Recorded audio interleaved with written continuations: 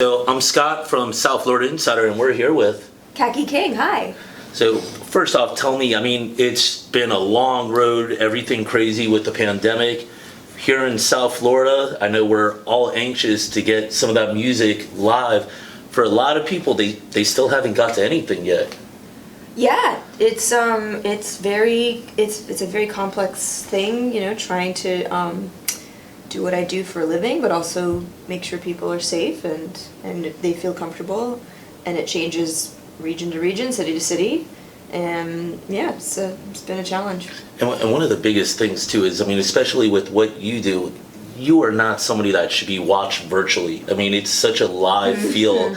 And I know a lot of people explore really, that way. Is anyone really better virtually than live? I don't know.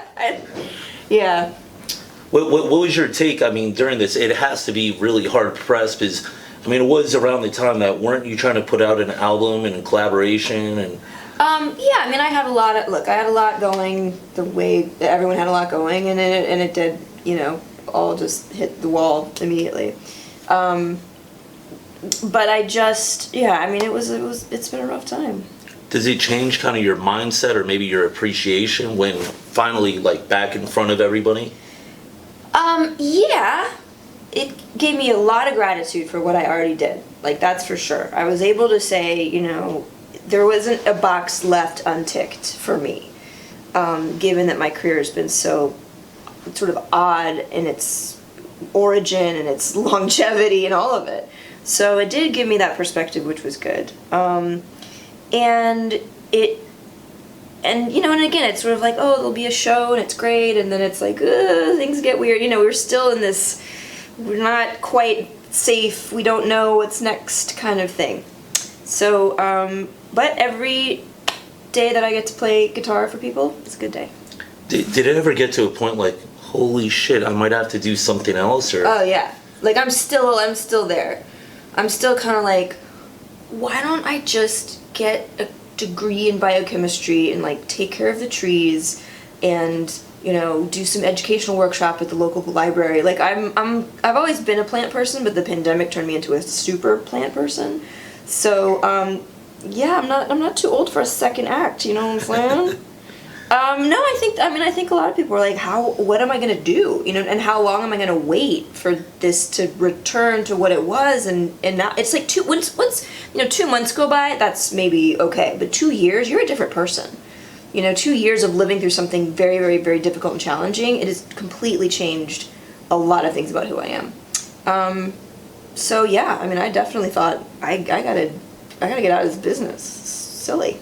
I'm guessing it probably also influenced maybe a different writing style, kind of composing style, really everything during this? Or did you ever, being with somebody that's about the garden, did you ever just start, I don't know, namaste, getting in the middle of it and just focus? The thing about it is that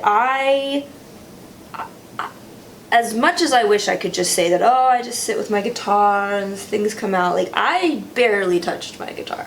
Really? Yeah, why? When I play, play in my basement for nobody, or my children are running around screaming while I'm trying to, be delicate and cool. No, so I focused on other things, I'll say that, and it wasn't a bad thing, but I didn't write because there didn't seem to be a sort of end goal for that kind of It wasn't thing. It was positive enough? It wasn't that it was positive or negative, it's just it wasn't the outlet that I needed. I needed people, I needed to help people, I needed to, make sure my kids were safe and okay and healthy, and I, and then there were a lot of sort of false starts and projects that would happen, and then nothing would go, after, and so, that was challenging too. But yeah, it wasn't I didn't really lean into the guitar. I learned Spanish on my phone for 6 months though. Oh, wow. Did that. So you're fluent yet? Totally.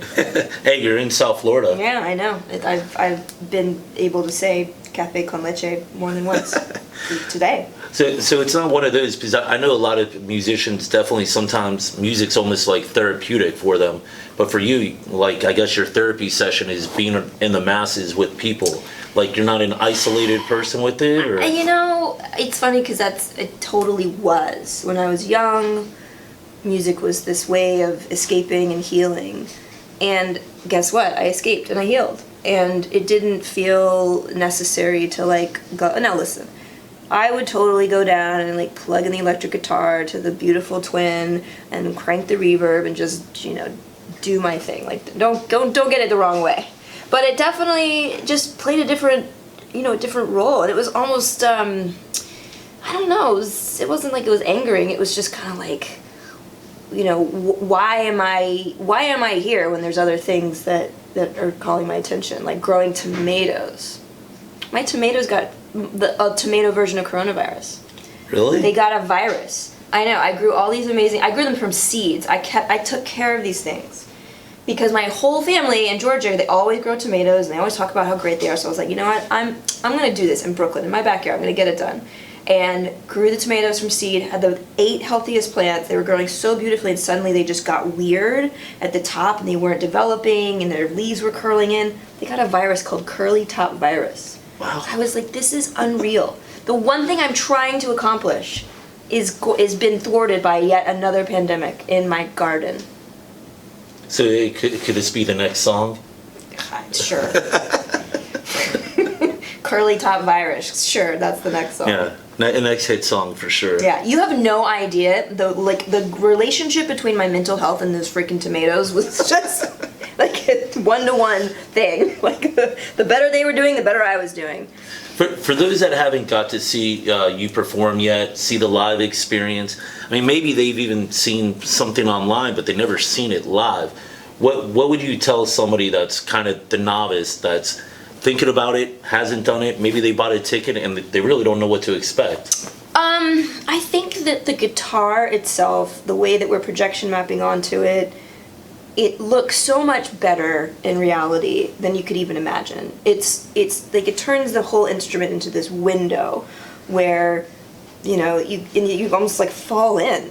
There's this whole, you know, set of stories and images and, you know, things that are gorgeous and meaningless and mean something to you in the moment. You know, it's a very evocative show in that sense. And I think that, you know, it's even just very hard to capture in any sense on camera. So that's what I would say is that it's going to be prettier than the poster. The poster's pretty. It's a pretty looking poster. It's very eye catching. Mm. And you know, I've read numerous things. I mean, like, it seems like your style is not something that could be pigeonholed. I mean, things read, even reading from different notable guitarists, I mean, it's not saying like, okay, she could do the slap guitar, she could do this. It's just like, she has really her own style. Like, how gratifying is that to know that you got so many people in this industry that don't look at you like, oh, she's the female guitarist. It's like, no, she's one of us. Like, guys, girls, whoever, like, you got that love from everybody, it seems. I do appreciate that I have been able to have an audience that's like stayed with me, because I've done some weird stuff. I've done some things that were like just sort of unappealing pop rock, whatever. But I feel like everyone's been like, it's okay, you know, just like keep going.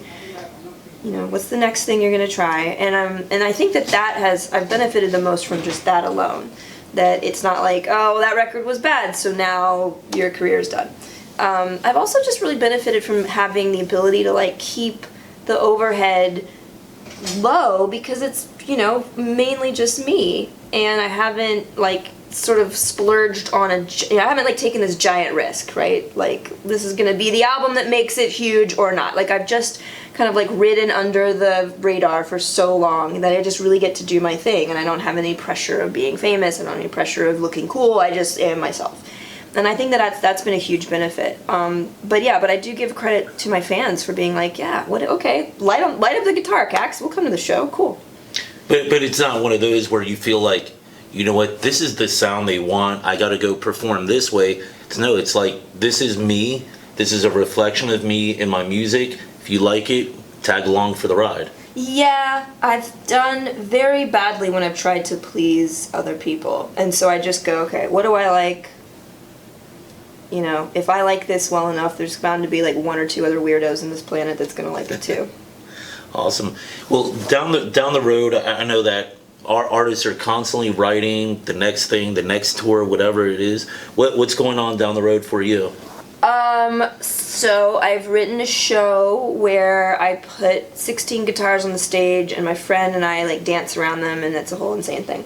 And then I have another show developing where I build a box and I put myself inside the box, and it's like pandemic proof for cold weather. I mean, I just have all I do now, like my new job, I feel like it's just coming up with really insane ideas, and like once upon a time someone's like, hey, I'll give you some money to make that happen.